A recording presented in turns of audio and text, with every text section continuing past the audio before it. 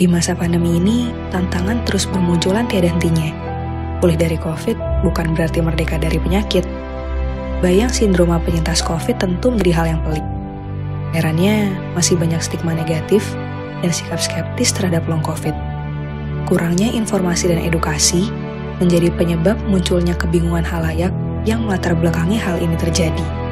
Semoga semua tantangan bisa teratasi dan Indonesia kembali bangkit. Wahai mahasiswa para pejuang peradaban, selamat datang di podcast Ngobat. Ngobrol bareng tokoh, persembahan dari bidang sospol BMFK Undip, berisikan pembahasan isu terkini. Salam cinta, salam perjuangan, atas nama cinta kita berjuang. Hidup mahasiswa, hidup rakyat Indonesia. Halo Medpips, kembali lagi bersama dua keren sospol, aku Ainun dan teman aku yang paling kece, Diva. Yeay, halo Medpips semua, gimana nih liburannya? Seru nggak? Kalau dari aku sih seru ya liburan kali ini, karena di rumah aja tuh jadi belajar masak-masak gitu Kak. Kalau dari Kak Ainun gimana nih liburannya? Gimana ya, kan lagi PPKM, harus di rumah, kita harus mematuhi pemerintah kan, peraturan pemerintah. Jadi kayak ya udah aku melakukan berbagai hobi gitu di rumah aja gitu. Sama rumahan Dewi, juga ya, Kak? aku kebetulan anak rumahan, makanya udah di rumah aja, aku seneng gitu. Iya. By the way nih, podcast ngobat terakhir tuh Juni gak sih? Ya ampun, kangen banget gak sih? Iya, kangen banget Kak, udah skip ngobat sebulan. Tapi tenang aja nih guys, kita kembali lagi dengan topik paling rame di episode 8 ini. Yaelah.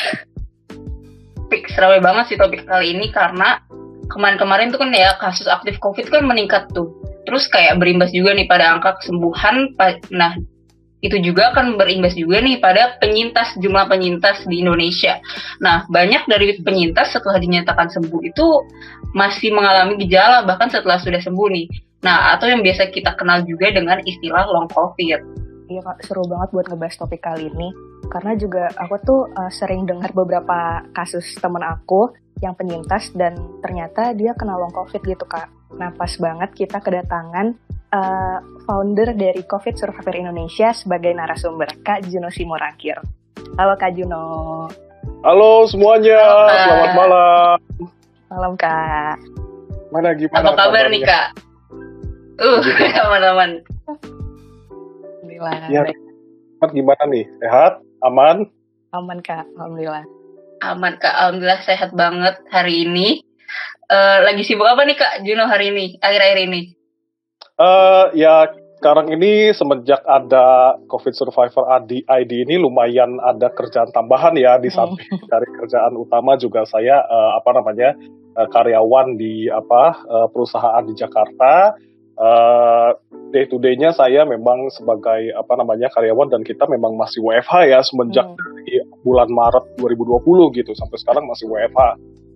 Kemudian ya di samping itu tadi juga ngurus COVID Survivor Indonesia juga nih ya kan, ada bersama dengan ada belasan teman-teman relawan juga di sini gitu. Jadi ya begitulah dinamismenya, tektokan sana sini gitu seperti itu. Jadi kalau saya udah kelar kerjaan yang utama, nanti habis itu baru pindah ngurusin CSI gitu ya, COVID Survivor Indonesia.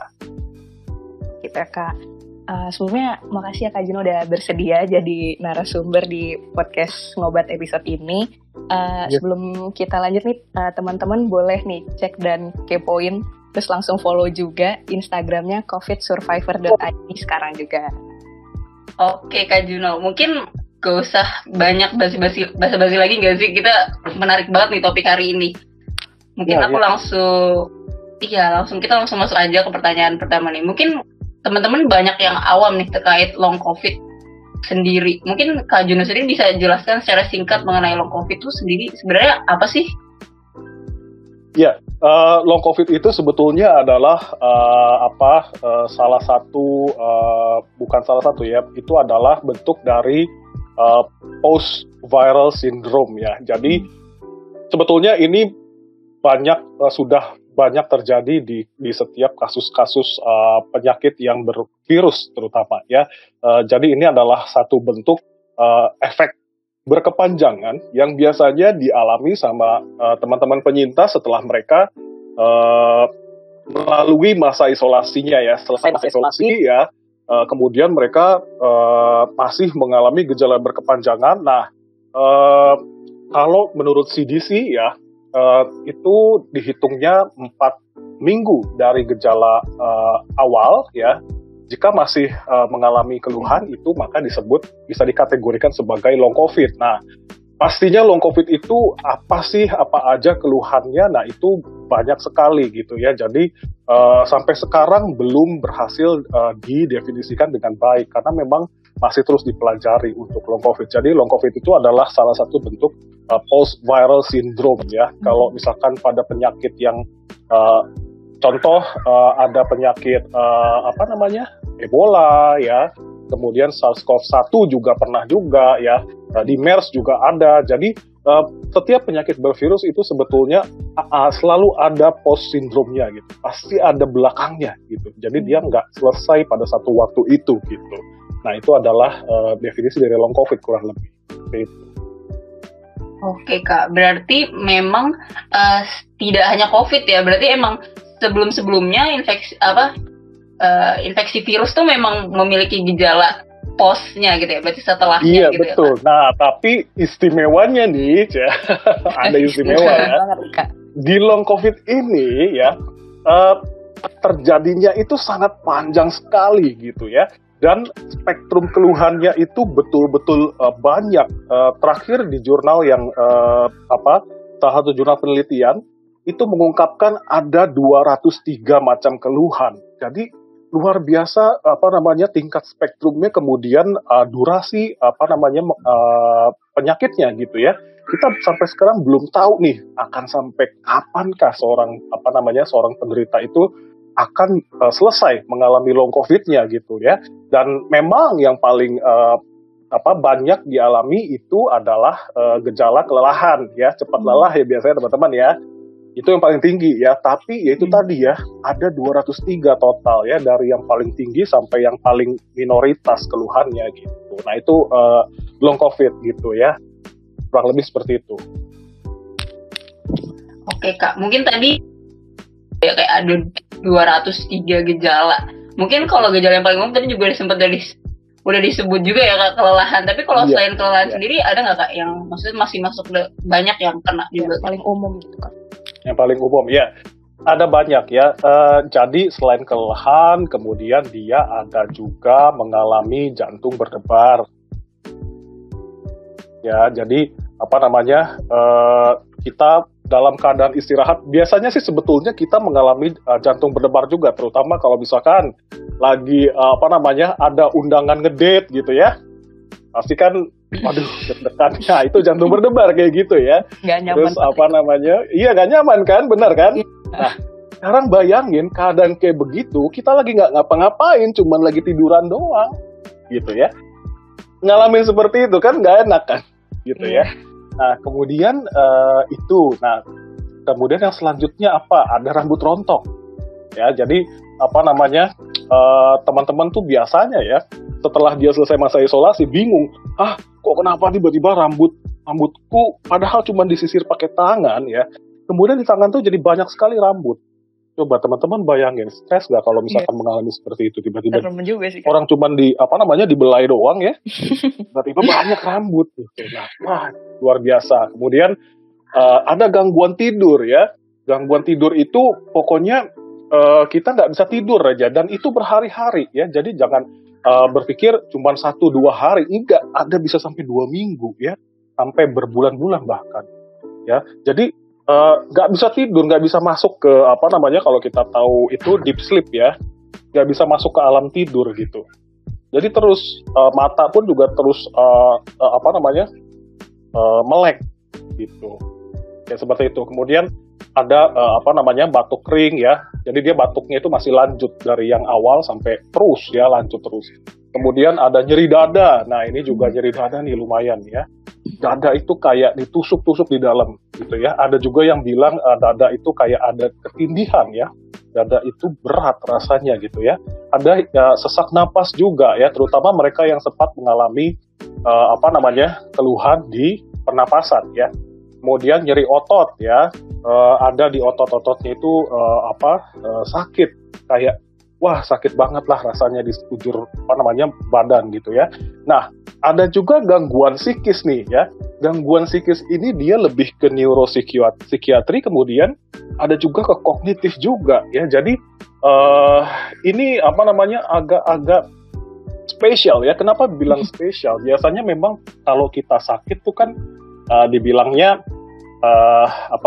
ya maklum ya, kita lagi sakit mungkin sedih apa segala macam. Nah, kalau ini gangguan psikisnya tuh benar-benar spesial. Mereka si long covid ini memang membuat kita menjadi moodnya berubah ya, moodnya swing. Kemudian kita bisa menjadi mudah marah, sensitif, bisa tiba-tiba sedih ya. Banyak teman-teman yang melaporkan dia tiba-tiba punya keinginan untuk mengakhiri hidup ya, nggak ada kepikiran apa-apa gitu. Nah, kemudian ada brain fog juga ya. Jadi kayak di kepala tuh kayak ada sesuatu yang penuh gitu loh, yang menghalangi kita untuk berpikir sehingga kita tidak bisa berkonsentrasi ya. Kemudian ada juga gangguan pencernaan nih ya. Kemudian ada masalah tenggorokan ya. Jadi teman-teman itu melaporkan tenggorokannya itu masih nggak nyaman ya, masih ada kayak lendir, masih ada ya macam-macam lah, dari sinus, kemudian hidungnya bindeng ya, mampet apa segala macam, masih nggak beres pokoknya gitu ya. Dan itu terjadinya tuh mingguan sampai bulanan teman-teman ya. Ada telinga berdenging juga ya, kemudian delirium, linglung gitu. Nah, kemudian ada variasi banget, ada gangguan mens juga di teman-teman perempuan tuh, ada gangguan menstruasi ya, tiba-tiba dia nggak ada mens ya, atau tiba-tiba terlambat ya.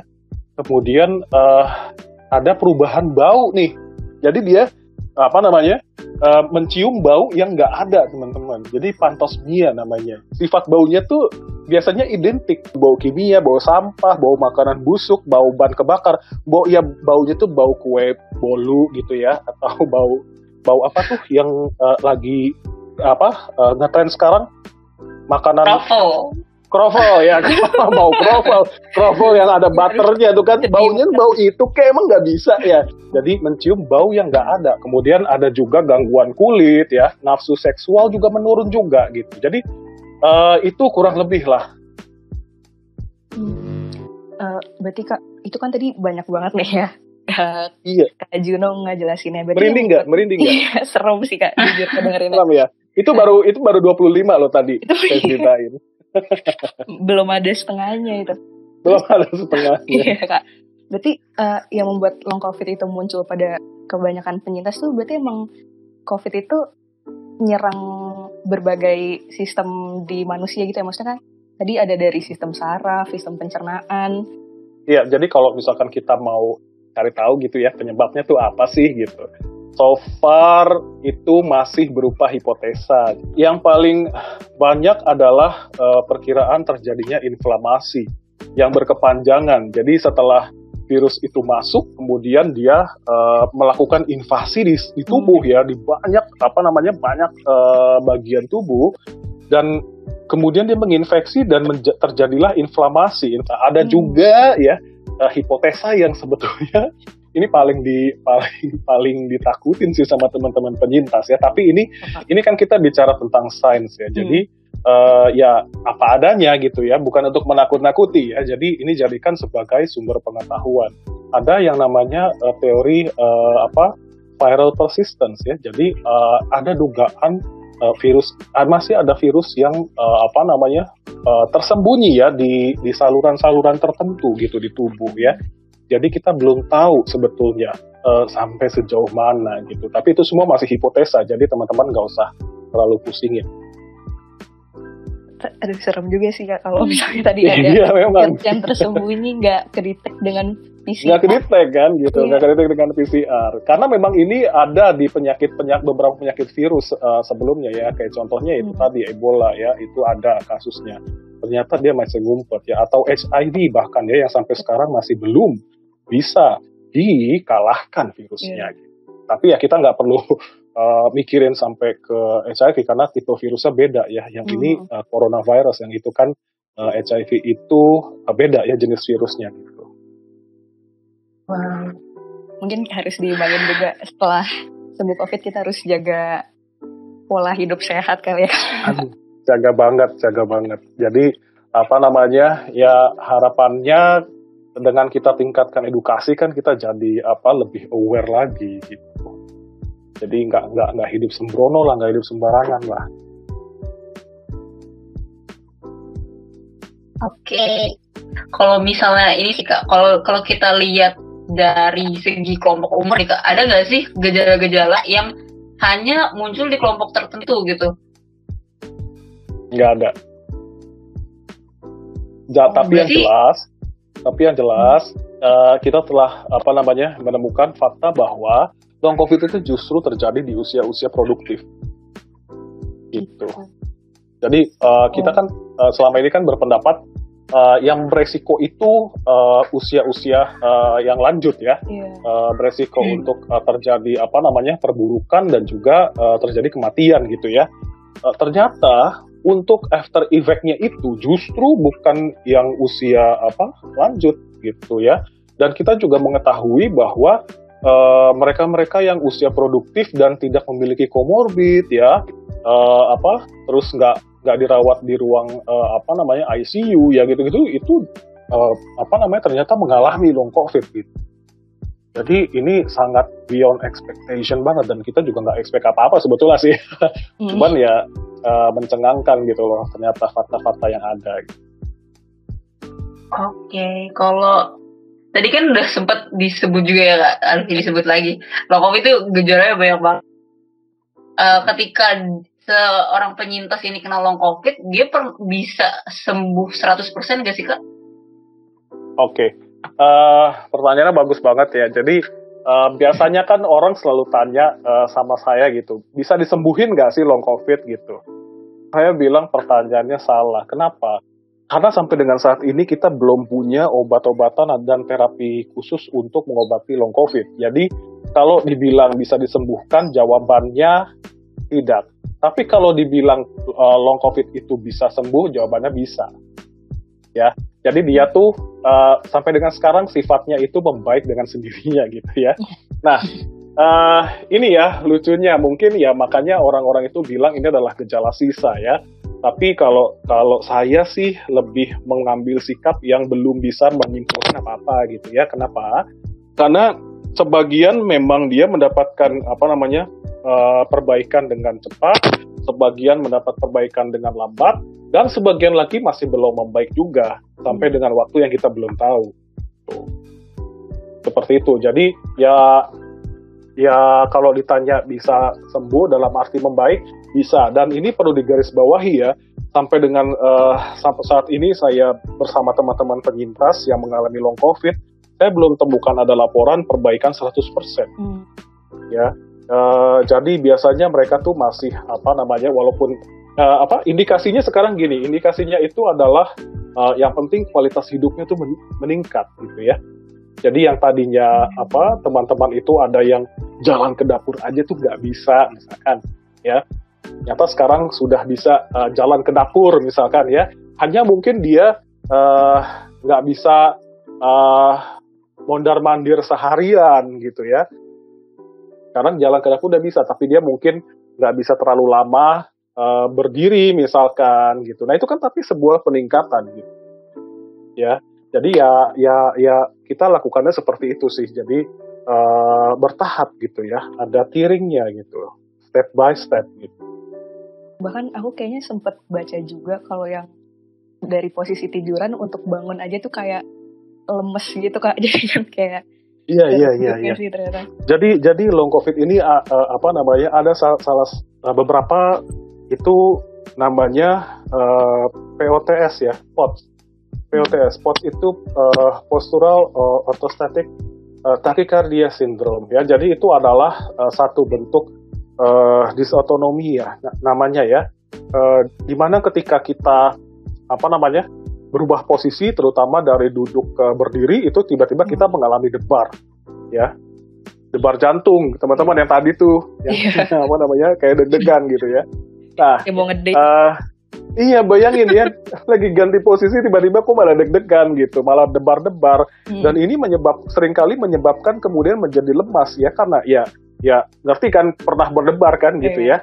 Ketika berdebar kan seluruh badan tuh kayak lemas merinding gitu ya. Nah ini bayangin nggak apa-apain, cuman berdiri doang tiba-tiba kayak gitu. Nah kemudian ada lagi satu lagi namanya PEM ya, PEM ya. PEM itu dia gejalanya itu apa namanya memburuk teman-teman kalau kita melakukan apa namanya aktivitas gitu ya. Jadi orang mah kalau misalkan apa namanya habis aktivitas gitu ya nggak kenapa-napa, paling cuma istirahat doang. Ini justru kita ketika melakukan aktivitas ya, kita malah semakin memburuk keadaannya. Jadi ini memaksa seorang pejuang long COVID itu untuk beristirahat, jangan banyak bergerak. Justru kalau dia semakin bergerak, keadaannya semakin parah ya. PEM, post exertional malaise ya, itu keadaan, salah satu keadaan lagi ya, kondisi gitu. Jadi dua ini tuh yang tadi tuh matching sama yang ditanya gitu. Oke Kak. Luar biasa ya. Terus nih Kak, misalnya ngerasa nih ada gejala-gejala terkena long COVID, walaupun tadi Kak Juno bilang kalau belum ada treatmentnya, tapi kira-kira apa sih Kak penanganan yang setengahnya bisa kita lakuin lah gitu Kak, kalau misalnya ngerasa ada gejala-gejala long COVID gitu Kak? Iya, saat ini memang apa namanya, memang kita belum punya banyak info ya. Kenapa? Karena memang sekarang ini dari medis pun juga sudah mulai apa namanya aware ya, tapi baru sebatas aware dulu teman-teman gitu. Jadi belum ada memang tata laksananya ya, belum ada yang bisa banyak untuk dilakukan ya. Sehingga yang kita lakukan sekarang ini adalah lebih ke holistik ya.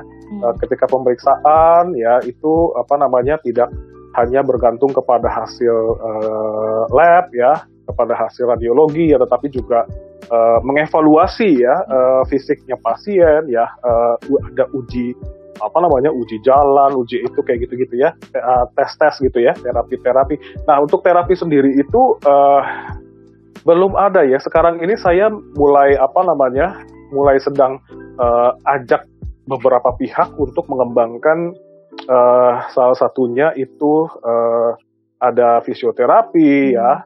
Kemudian ada yang bentuk-bentuk lebih ke rehabilitatif yang dengan gerakan-gerakan ya, lebih ke situ gitu. Jadi memang kuratifnya itu belum bisa banyak yang yang belum banyak yang kita ketahui ya teman-teman ya, karena memang dari medis pun sendiri juga kayak lagi habis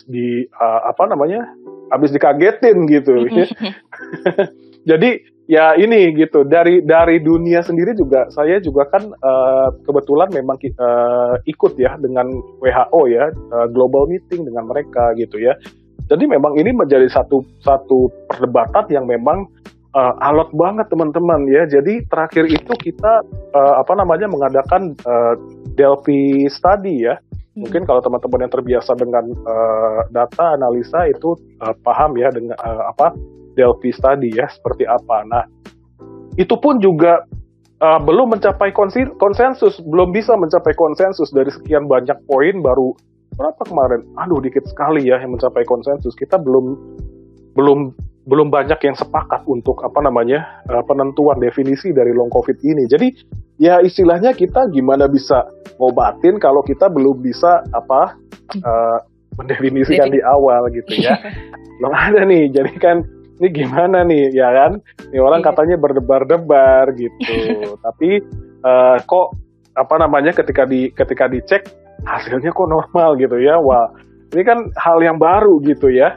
Mungkin banyak orang yang kemudian berpikir mungkin perasaan aja, tetapi bisa dikatakan bahwa ini bukan hanya di perasaan ya, karena memang beberapa kasus berhasil ditemukan hanya memang dengan metode-metode tertentu, seperti misalkan ketika kita dicek dengan EKG itu hasilnya akan mengatakan baik-baik saja, tapi ketika kita di CT scan kita akan mendapatkan satu gambaran penyebabnya ketahuan, karena CT scan itu memang lebih advance ya daripada EKG, karena itu dua tes yang berbeda memang ya. Cuman temuannya itu lebih ketemu lagi di CT scan. Tapi kan untuk menuju ke situ kita memerlukan satu bentuk yang baku ya, tata laksana yang baku seperti apa sehingga dokter itu bisa memberikan tes CT scan misalkan kayak gitu. Ya kan? Akhirnya kan nggak semua dokter yang bisa memberikan dan bahkan belum semua dokter yang paham gitu. Nah ini ya keadaan yang seperti sekarang ini ya seperti itulah. Gitu ya Kak. Berarti tapi menurut Kakak sendiri kalau memang kita kena long COVID berarti apakah kita langsung ke dokter aja atau gimana? Karena walaupun belum ada tata laksananya nih Kak. Iya. Jadi kalau misalkan saya selalu sampaikan sama teman-teman komunitas gitu ya, kita nggak usah fokus sama keluhan kita ya. Ini pendekatannya lebih ke pendekatan intrapersonal ya. Jadi coba kita nggak fokus dulu sama keluhan kita gitu ya, karena yang terpenting adalah kita menyelamatkan apa yang bisa diselamatkan. Artinya ketika kita mengalami keluhan secara fisik, tetapi kita masih punya mental ya, jadi selamatkanlah mental kita gitu. Nah tapi ada satu momen di mana kemudian kita mungkin nggak bisa tahan ya, jadi saya bilang kalau memang sudah nggak tahan ya sudah nggak usah ditahan gitu ya. Ada juga baru tadi siang juga tanya sama saya, Mas Juno waktu itu ke psikiater nggak? Enggak, saya nggak. Oh gitu, apa saya nggak usah ke psikiater? Ya nggak gitu juga gitu ya. Jadi kalau memang ada kondisi yang teman-teman rasa sudah nggak tahan ya nggak apa-apa, periksa ke dokter, ke psikiater ya, ke spesialis lain gitu ya, periksa aja gitu. Jadi itu juga berguna untuk supaya medis itu tahu laporan-laporan yang masuk itu seperti apa gitu. Walaupun memang kemudian mungkin belum bisa diobati karena banyak juga tenaga kesehatan ya, dokter yang tidak meresepkan ya, karena memang dia hanya bilang aja itu long COVID gitu ya, karena memang belum bisa banyak yang bisa dilakukan.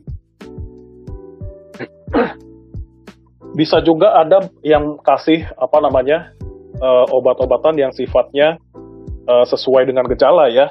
Cuman biasanya laporan teman-teman sih nggak banyak berpengaruh gitu. Tapi ini kayaknya agak out of topic. Tapi kalau misalnya udah vaksin tuh membantu nggak Kak? Kalau misalnya udah vaksin terus COVID, kena long COVID tuh apakah memperingan gitu? Memperingan gejala long COVID? Iya, menarik pertanyaannya ya. Jadi sejauh ini memang sudah ada beberapa laporan ya bahwa vaksin dapat menurunkan memperbaiki ya keluhan-keluhan long COVID. Tetapi semua itu masih studi yang kecil ya. Bahkan ada studi kecil lainnya juga dari Israel mengatakan bahwa orang yang sudah divaksin pun tetap kena long COVID. Ya, jadi ini kan satu hal yang luar biasa ya kalau emang ternyata seperti itu ya. Tapi ini masih harus terus dikonfirmasi sampai dengan nanti misalkan menjadi jurnal gitu ya. Ada yang sampai membuat jadi jurnal gitu. Jadi ini masih terus berkembang sih gitu, karena memang menarik di grup CSI sendiri ya. Beragam, ada yang bilang membaik, ada yang bilang menetap, ada yang bilang memburuk gitu. Jadi kita belum bisa mengambil sikap nih terhadap pengaruh vaksin dengan long COVID gitu. Kemarin itu ada keluar studi kecil tapi di Israel ya, baru beberapa ratus orang aja gitu ya. Kita memerlukan studi yang lebih besar lagi gitu. Dan itu belum ada sekarang. Berarti memang ini ya Kak, studinya masih istilahnya kayak isu ini tuh masih terus dikaji terus ya? Iya, betul. Jadi isunya ini masih dikaji, maka dari itu kita dari CSI juga terus mendorong siapalah kita dorong sana sini ya supaya ayo adakan penelitian. Kenapa? Karena kalau kita tidak mengadakan penelitian, kita tidak tahu kondisi yang sebenarnya terjadi di lapangan. Gitu ya. Kita akan terus terlena dengan angka kesembuhan. ya. Padahal ya angka kesembuhan itu kan kalau misalkan kita mengcopy apa kata Dr. Diki Budiman ya, dia epidemiologis dari Griffith University Australia. Dia bilang kesembuhan itu ada 3 aspek ya dalam satu wabah. Dia bilang yang pertama itu kesembuhan secara epidemiologis, artinya dia sudah tidak menular. Kedua adalah sembuh secara klinis, ya. Ketiga adalah sembuh secara sosial, dia bisa kembali lagi ke sosial. Nah, kesembuhan yang ada sekarang di anut itu ya kesembuhan baru yang pertama secara epidemiologis, sudah tidak menular gitu. Memang sih itu penting ya supaya tidak menularkan gitu kan. Tetapi ya secara klinis ya sorry to say nih, kita belum bisa mengamini gitu ya bahwa ini kita sembuh secara klinis. Gitu ternyata gitu ya. Ada bonus stage-nya gitu. Aduh, bonus. Ada kayak after movie-nya gitu. Iya, benar. Aftermath-nya. Kalau menarik banget sih kakak nyebut kayak aspek kesembuhan ya kayak. Berarti kan kesembuhan. Iya. Berarti ketika sembuh, ketika penyintas tuh kembali ke lingkungannya, terus ya normal lagi gitu ya kak. Iya. Jadi penyintas itu ketika kembali ke sosial itu artinya dia sudah merasa berbaurnya udah seperti dulu ya, nggak ada rasa takut ya, nggak ada rasa malu ya, nggak ada ketakutan untuk di stigma ya, nggak ada omongan dari kiri kanan, dia sudah mau benar-benar berbaur, nggak mikirin tentang trauma masa lalunya lagi gitu ya. Itu sembuh secara sosial sehingga dia bisa ya kayak kita dulu lah sebelum pandemi gitu ya, janjian mau nonton, janjian mau nongkrong ya kan enak banget, aja nggak usah mikirin tentang penyakit kan. Nah itu kayak gitu. Oke kak, berarti pemerintah sendiri pun juga belum terlalu mengkhawatirkan ke arah kesembuhan secara sosial juga ya kak? Iya masih jauh lah itu. Karena kalau untuk itu effortnya itu melibatkan yang non penyintas juga ya, perlu sembuh secara sosial juga. Oke kak, kalau begitu mungkin tadi kan sempat juga disebutkan kayak banyak penyintas yang mungkin mendapatkan stigma negatif, mendapatkan perilaku diskriminatif dari sekitarnya, dan itu kan banyak ya tersebar di masyarakat stigma-stigma negatif seperti itu. Sebenarnya ada nggak sih kak? Maksudnya pasti ada ya, maksudnya dampak buruk apa sih yang bisa ditimbulkan ke si penyintasnya ini gitu? Ya, so far ya kami kebetulan ini nanti mau naik posting malam ini ya. Jadi ada 3 dampak yang kita catat ya. Pertama itu dampak kesehatan sudah pasti ya.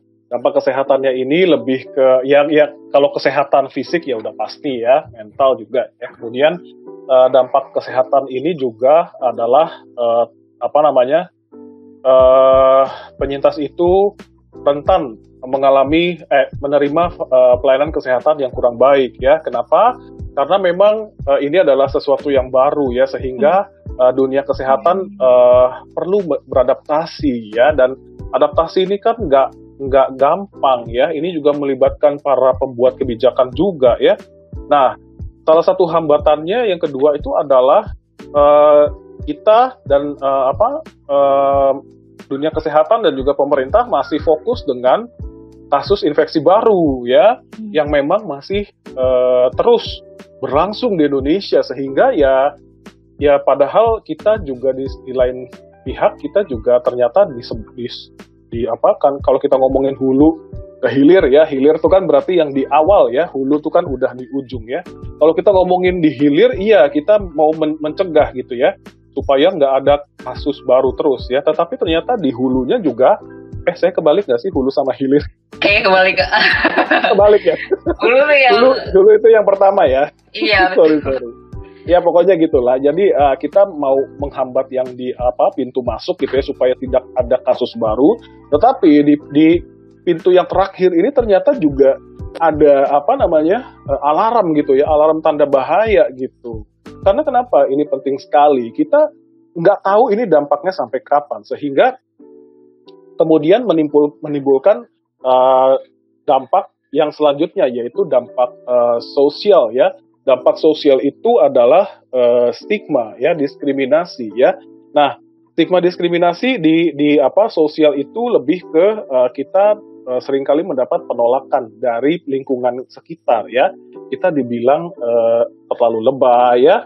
Kamu kan udah sembuh ya kan? Kan oh masih sakit gitu kan? Ah itu cuma di perasaan kamu aja ya kan? Udahlah nggak usah kebanyakan baca COVID gitu ya. Coba deh jalan-jalan sekali-sekali. Nah itu kan bentuk-bentuk stigma. Itu bahkan dikatakan seorang ibu ke anaknya.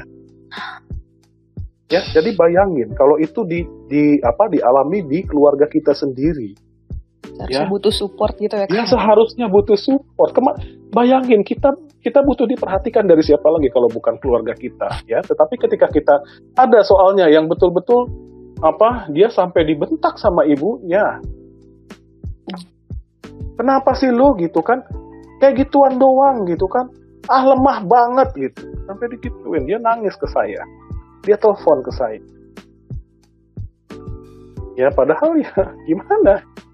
Ya kayak gitu. Nah, itu dampak sosial ya, dampak sosial yang paling di lingkungan yang paling terdekat, keluarga ya, apalagi di lingkungan yang luas. Nah, dari situ kemudian merembet kepada dampak ekonomi, teman-teman. Ya, dampak ekonominya gimana? Ya, kita di CSI sudah menerima banyak laporan terutama terkait okupansi ya, pekerjaan. Jadi teman-teman itu banyak yang melaporkan mengalami pengurangan upah ya, kemudian nggak digaji bahkan, kemudian diskors ya, bahkan sampai ke pemberhentian kerja. Kenapa? Alasannya karena mereka dianggap sudah tidak produktif lagi. Ya jadi banyak sekali laporan. Lu ini udah 2 bulan, kok lu masih suka bengong ya? Masih kerjanya lelet, ya masih suka lupa gitu. Nah, coba kalau yang tadi kalau tadi aku cerita itu dia mengalami brain fog ya, delirium lah, gimana caranya ya dia pasti bakalan oneng lah, ya kan? Iya. Gitu. Nah, ya ini akhirnya menimbulkan dampak ekonomi, dan ini akan terjadi penurunan produktivitas di dalam suatu kelompok masyarakat, ya. Sekarang kita tahu kasus aktif jumlahnya 3 juta sekian ya teman-teman ya. Nah, kalau kita pakai ukuran dari CSI lah ya, kita pernah mengumpulkan data di internal 70% di grup kita itu mengalami long COVID ya. Kalau dari 3 juta itu 70%-nya aja mengalami long COVID ya. Ya kan? Iya. Itu udah berapa orang yang dampaknya itu besar sekali gitu. Ya jadi ini penting sekali untuk diperhatikan oleh pemerintah. Kalau enggak kita akan menghadapi ancaman yang jangka panjang juga. Oke, mungkin nanti COVID-nya sudah selesai. Makanya kita kemarin ada naikin postingan tentang waspada gelombang long COVID. Yeah. Kasus turun, waspada gelombang long COVID ya. Karena long COVID itu terjadinya itu biasanya nggak langsung ketika kita selesai isolasi, nggak. Biasanya nih ya, beberapa minggu nih, 2 minggu paling nggak ya, selesai isolasi, 2 minggu kemudian nih mulai ada yang begini, waduh nih kenapa nih gua? Waduh nih gua kenapa nih? Ya nggak? Benar ya? Iya tuh kayaknya gimana tuh? Benar. Iya. Benar. Iya kan? Gitu. Benar banget. Tapi ya. Jadi harus waspada gitu ya, jangan mentang-mentang sembuh gitu ya. Ini tuh udah kayak membiarkan tsunami untuk masuk. Gitu. Ini mendengar jawaban-jawaban Kak Juno tadi nih emang kelihatan ya Kak Juno ini emang peduli banget dengan para penyintas COVID, apalagi dengan long COVID yang dialami para penyintas ini. Bikin aku sama Kak Inen tuh sebenarnya kepo sih Kak, gimana sih ceritanya sampai kakak membentuk komunitas COVID Survivor Indonesia sama peran COVID Survivor Indonesia itu dalam mewadahi para penyintas yang tadi mengalami diskriminasi di tempat kerja, di lingkungan tuh gimana tuh Kak? Iya, jadi kalau misalkan cerita tentang pengalamanku ya, jadi ya, memang ini berangkatnya dari pengalaman seorang Juno ya. Dulu itu aku dirawat ya. Dirawatnya itu kan, jadi aku itu adalah generasi pertama teman-teman. Maret 2020 ya. Ingat banget ya. Iya, bulan pertama itu ya. Setelah kasus pasien 1, 2, 3 sampai 30-an lah kalau nggak salah. Nah, baru tuh kena gitu kan. Itu masih bulan Maret ya, tanggal 16. Nah, waktu itu tuh ya biasa jalanin perawatan ya. Tapi dulu karena jadi generasi pertama, jadi belum banyak informasi yang yang sebagus sekarang kan ya. Dulu ada rumah sakit rujukan, ketika kita telepon ke rumah sakit rujukan pun juga susah banget ya. Ditanyain lagi, Bapak ada riwayat bepergian ke luar negeri apa enggak? Halo Mbak. Saya bilang ya, halo Mbak, ini tuh kan udah ada pasien pertama ya, artinya udah masuk di sini dong.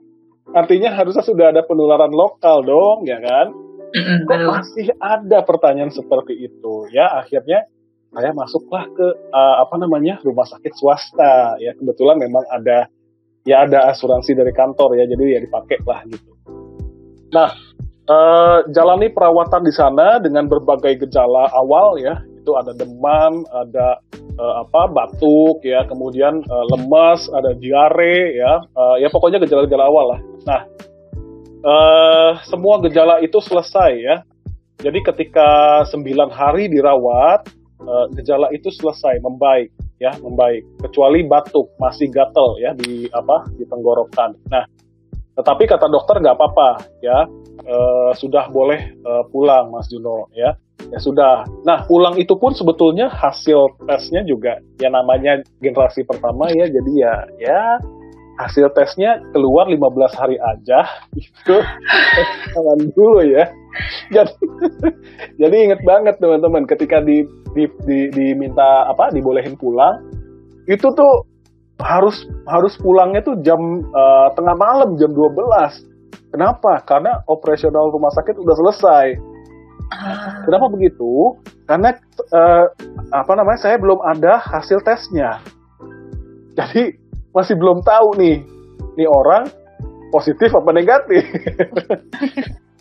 Ya udah, dilala ya keluarlah gitu ya tengah malam. Nah, keluar pun juga di belakang itu diikutin petugas kebersihan sambil nyemprot desinfektan. Jadi saya udah kayak udah kayak apa aja ya, Kak? Udah kayak bener-bener makhluk infeksius gitu ya. Ya udah, terus ya itu orang dulu tuh ya begitulah ya, awal-awal itu ya masih iya atau enggak nih gitu kan. Nah, udah saya selesai perawatan ya. Nah, terus menunggu hasil gitu ya. Saya kan ngekos ya teman-teman. Nah, menunggu hasil tuh di kosan gitu ya. Udah menunggu hasil kok gak keluar-keluar, akhirnya keluarlah di hari ke-15 ya.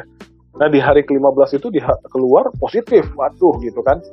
Nah, berarti kan asumsinya di situ sudah selesai dong ya kan? Iya. Kalau kita pakai patokan yang sekarang ya, sekarang kan 14 hari paling enggak kan? Benar. Ya kan, 14 hari waktu itu saya udah berapa tuh? Dirawat 9 hari, kemudian ditambah tunggu hasil 15 hari gitu. Ya udah, harusnya udah selesai. Dan pada saat menerima hasil tiba-tiba 2 hari sebelum menerima hasil itu aku tuh ada ngerasain nyeri di dada kiri. Ingat ya, ini keluhan awal sudah selesai semua, kecuali batuk memang itu masih gatal banget. Tapi yang lain tuh sudah hilang ya, jadi sudah membaik. Nah, keluarnya baru beberapa hari tuh ya, setelah keluar dari rumah sakit. Jadi setelah itu kemudian bingung nih, waduh nih kenapa? Terus 2 hari kemudian terima hasil positif. Nah, ada teman dokter yang bilang, lu kalau misalkan masih positif, protokolnya sekarang masih harus tetap dikarantina ya, karena dulu ingat ya, harus sampai 2 kali negatif teman-teman. Jadi saya tuh dicolok hidungnya udah berapa kali lah, nggak tahu gitu kan.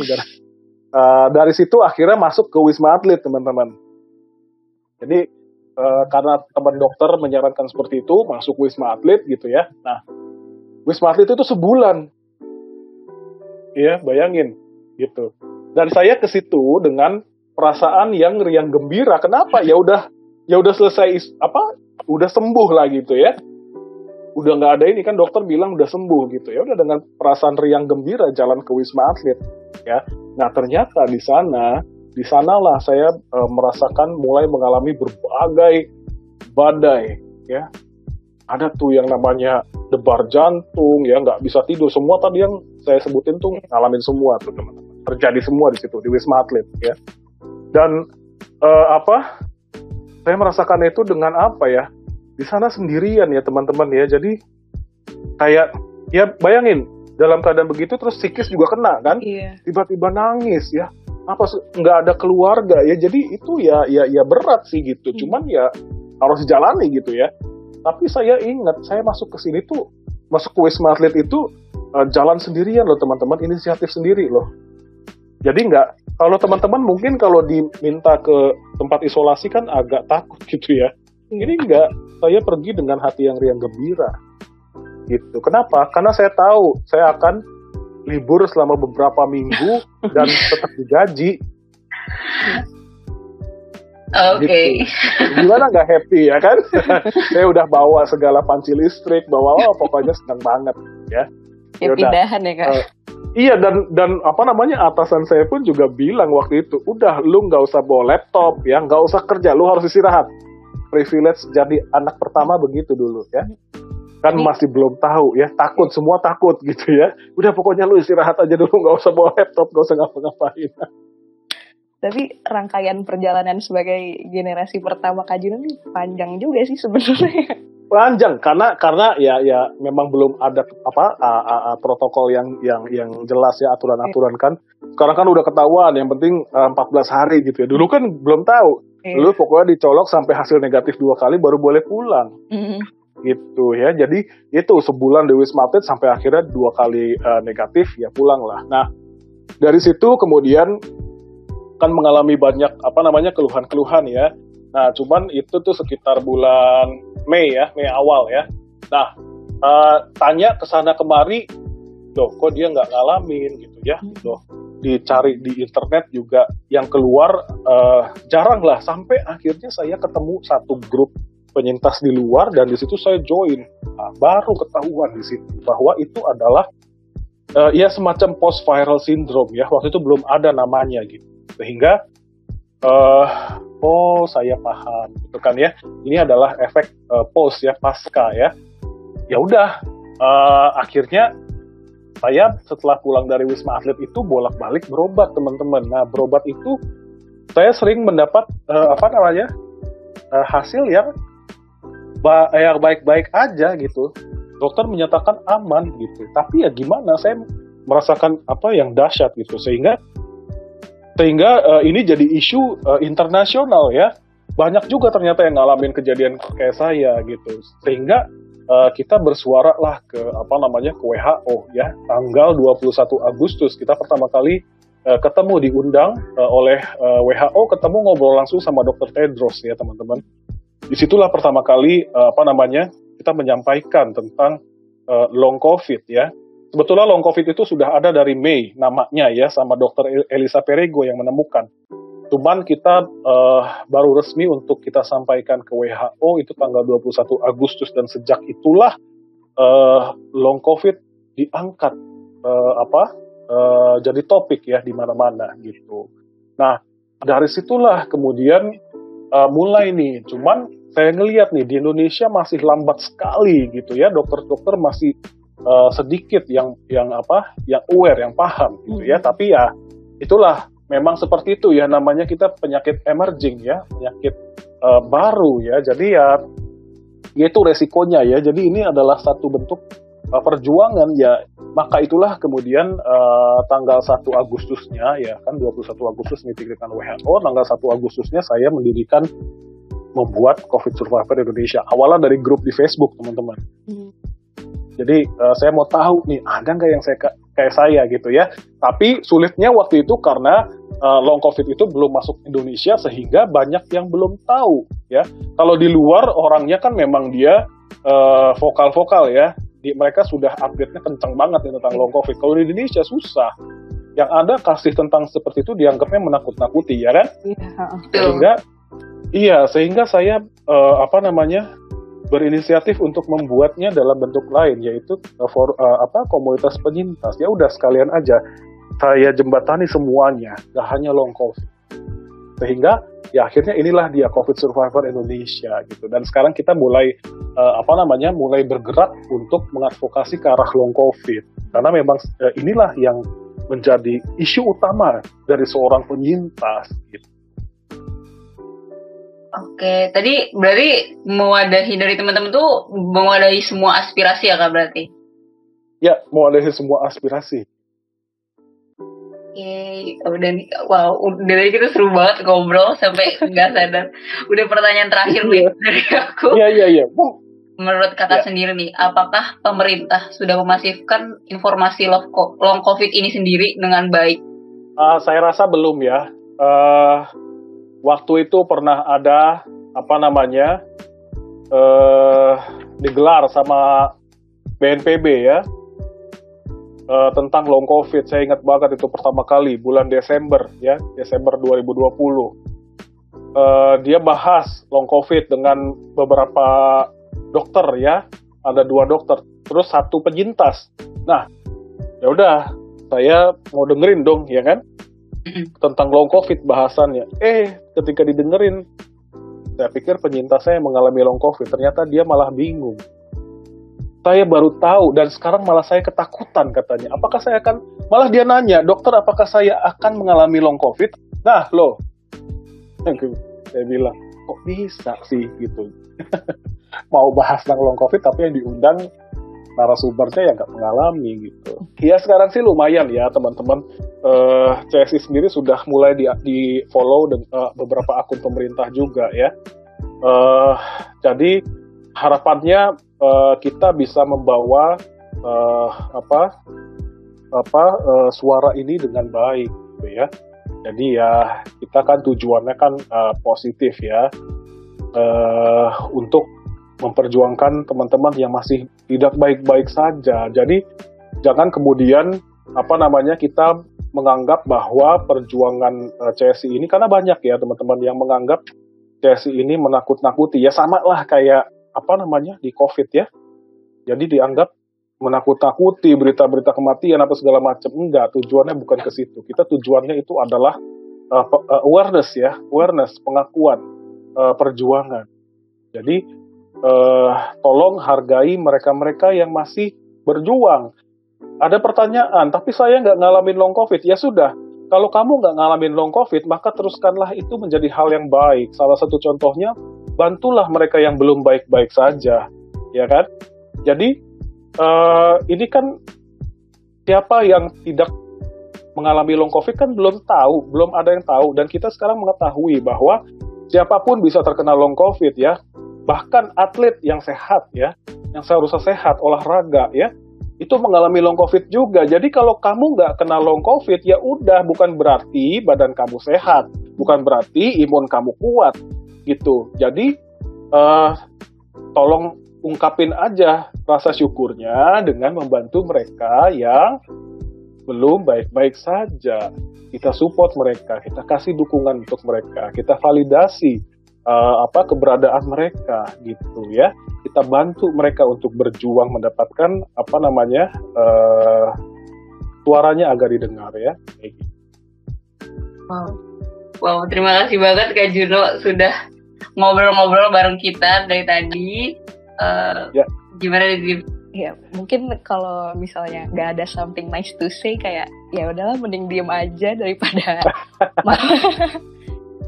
malah menjatuhkan semangat para penyintas yang lagi berusaha buat sembuh kan. Iya. Karena gini teman-teman, toxic positivity ya, teman-teman pasti familiar dengan kata itu ya. Ini sangat berbahaya sekali dan ini ada di antara teman-teman penyintas ya. Jadi mungkin buat teman-teman yang yuk kita nggak usah berpikir bahwa kita sakit, nah bayangin orang kayak begitu ngomong begitu di grup. Ya jadi ini isu di antara sesama penyintas pun bisa menstigma penyintas yang lain. Tapi kita nggak kerasa udah sampai ke penghujung podcast obat. sebelum menutup episode kali ini nggak lengkap nih Kak kalau belum mendengar closing statement dari Kak Juno terkait long COVID ini. Silakan Kak. Iya. Oke, jadi ya mungkin ini kan kebetulan di FK ya, benar ya? Iya. Fakultas Kedokteran. Jadi ini dokter semua bukan sih? Kebetulan kita dari jurusan gizi. Ini Kak ada dari operatornya nih anak kedokteran umum. Oh gitu. Ya. Tapi belum bisa. Siapapun lah, calon ya, berarti calon dokter ya. Ya siapapun lah itu.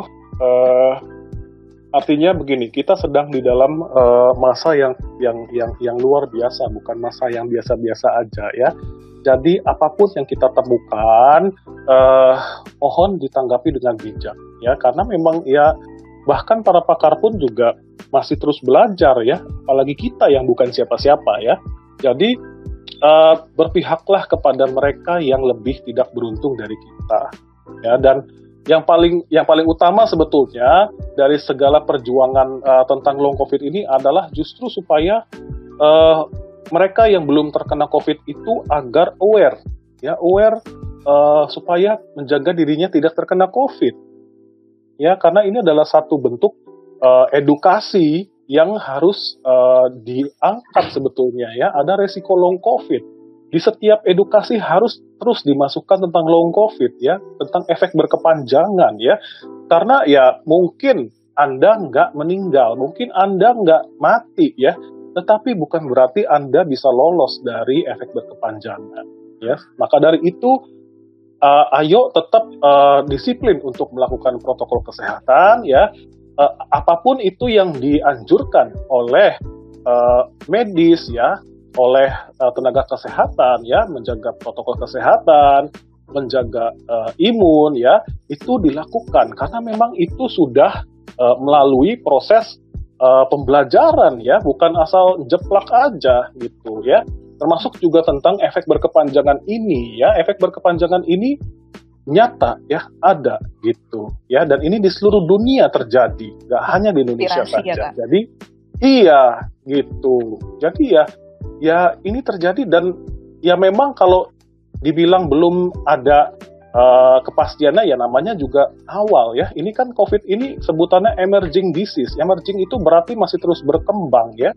Jadi ya kita belum tahu apa-apa. HIV aja yang sudah 20 tahun lebih itu baru dikembangin vaksinnya sekarang. Ya, jadi ya beginilah ya, ilmu pengetahuan selalu berkembang. Jadi teman-teman tolong lakukan, usahakan apa yang memang terbaik ya, apa yang memang itu sudah dianjurkan, terutamanya menjaga protokol kesehatan, dan jangan lupa divaksin ya, ikut vaksinasi. Penting banget. Penting banget. Oke, dari tadi kita udah ngobrol banyak banget. Terima kasih lagi ke Kak Juno udah ngobrol banyak tentang long COVID segala macam, dari tadi ke penyintas segala macam. Nah, banyak banget insight yang kita dapat. Selaku founder COVID Survivor Indonesia, semoga setelah mendengar obrolan ini lebih paham nih dan lebih aware mengenai long COVID dan kehidupan penyintas setelah sembuh dari COVID-19. Iya, benar banget Kak. Selain itu, setelah mendengar obrolan dengan Kak Juno, semoga kita bisa membantu menghilangkan stigma yang ada di sekitar kita terkait long COVID. Karena life after COVID is very uncomfortable ya Kak. Terima kasih banyak Kak Juno atas sama-sama teman-teman. Semoga berguna ya, apa yang tadi saya sampaikan bisa bermanfaat buat semua. Iya, terima kasih banyak ya Kak Juno. Semoga Kak Juno sukses dan sehat selalu Kak. Amin, sama-sama teman-teman. Oke, akhirnya kita udah tiba di penghujung podcast Ngobat. Semoga dapat bermanfaat. Salam dari aku Ainun dan rekan aku Ziva. Jangan lupa untuk tetap patuhi protokol kesehatan dimanapun kalian berada. Pokoknya jangan lupa terapkan 5M-nya. Sampai jumpa lagi di episode selanjutnya Ngobat, ngobrol bareng tokoh. Dadah!